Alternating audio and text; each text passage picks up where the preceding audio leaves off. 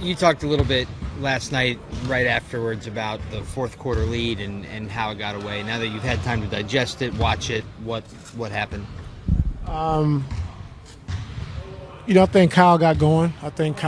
Made some open shots. A couple times we didn't switch. We didn't talk our switches. And then a few times just switching Kevin onto him, we wanted that switch, and he took advantage of that matchup. So we'll be able to clean it up next game. In the playoffs, have blown several substantial leads. On the one hand, you built those leads.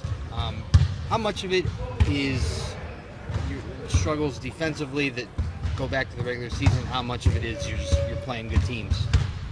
I don't know. Something that concerns you though as you go forward. And you don't lead to win. You're not gonna hold every lead. They're a good team, number one in the East, so they're gonna score the basketball.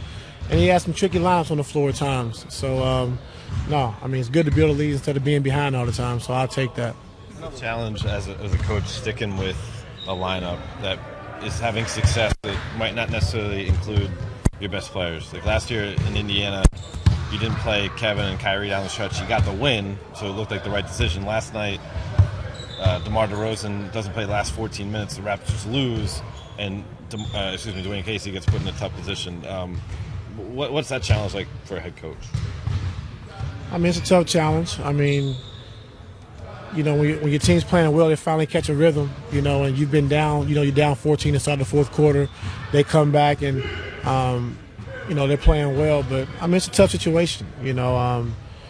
I'm pretty much worried about our team right now. I'm not really worried about their situation. But it's a tough situation to be in because your team's playing good in a good rhythm. And then you don't want to bring a guy in with, 3 minutes left and he's been out for like 15 straight minutes. That's a tough thing to do, too. So it's a fine line. Tyronn, since George Hill returned from injury, how has he played for you? And as part of the fact that you guys have not turned the ball over very much in those 3 or 4 games, partially attributed to what he's doing? Yeah, I think we get the extra ball handling on the floor. I think for him to be able to release some of the pressure from Bron for bringing the ball to the court. And also, I think just defensively, he's a guy who can guard a few positions, defensively. And just that extra ball handling when they're trying to pressure us is really the most important thing. And him being able to attack downhill, getting into the paint, finishing at the basket is huge for us. Do you have a 24-hour rule with games like last night's? 24 minutes, 24 seconds, for dealing with the way that game turned out last night? Do you enjoy it for a day?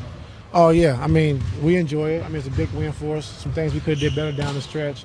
But we definitely enjoy it. Being up 3-0 is a great position to be in. And we know they're going to come out just like they did last night in that fourth quarter, trying to play to start the game that way. So we got to be prepared for that.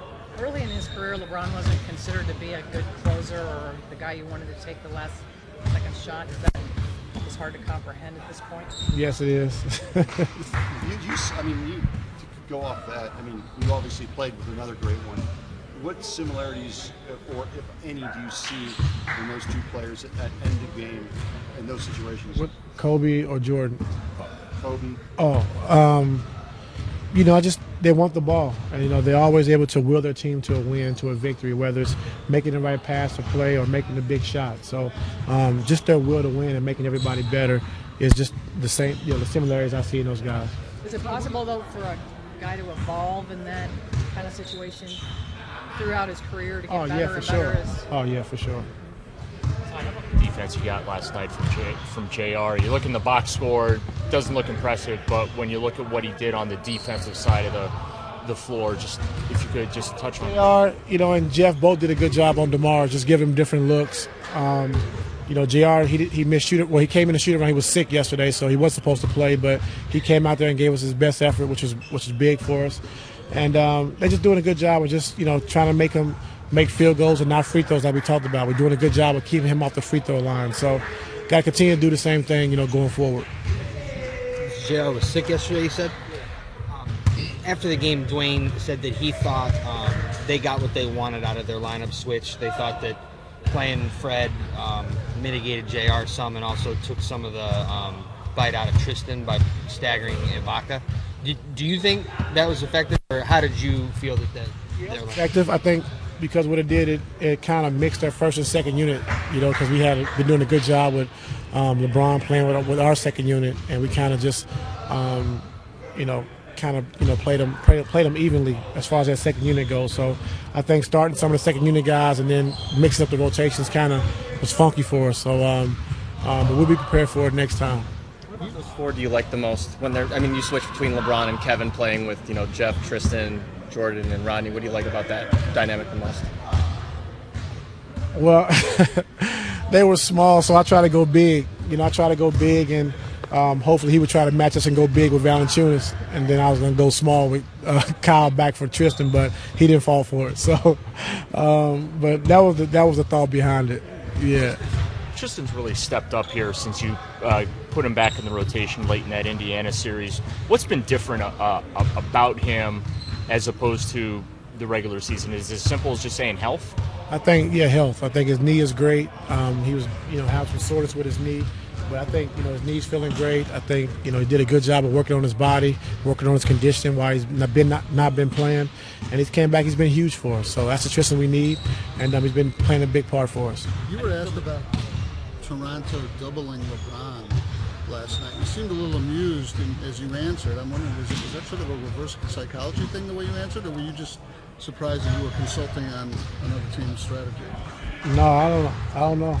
I mean, you were sincere. They're doing the right thing by not doubling. Yeah.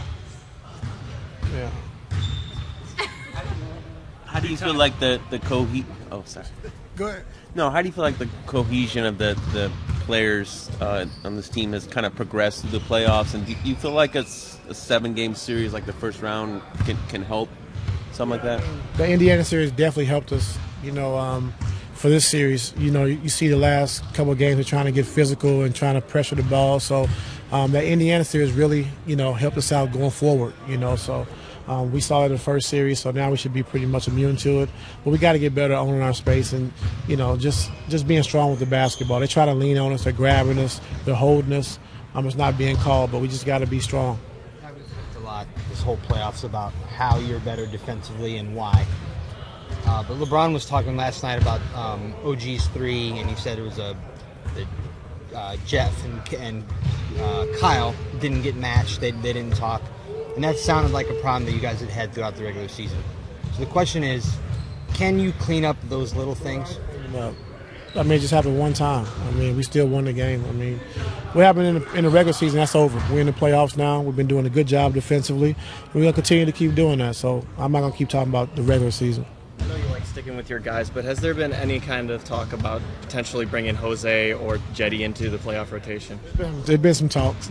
Yeah, there's been some talks. And, you don't want to take guys' confidence, throughout the playoffs, but because you're gonna need everyone. So we'll just see how it goes, and we'll go from there. What's the message been to Rodney and Jordan as they continue? I think Jordan's doing a good job of just playing hard defensively, trying to pick up full court, doing a good job fighting the bigs and boxing out.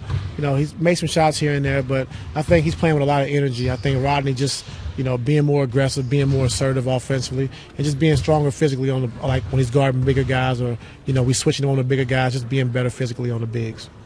Ty, when it comes to closeout games, what makes them more challenging, and is the pressure on you guys or the Raptors?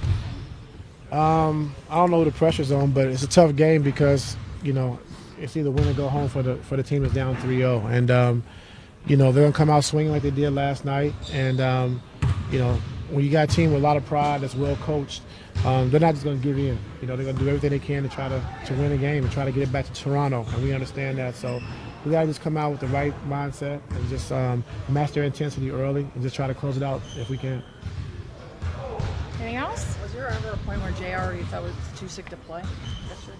Well, he got in foul trouble early, so he didn't play a lot anyway. So I might have helped him out.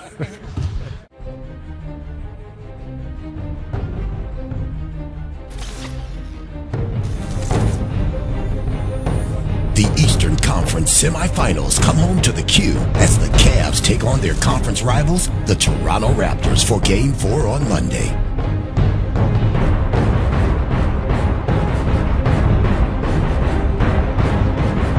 For tickets to Game 4 on Monday, go to Cavs.com/tickets.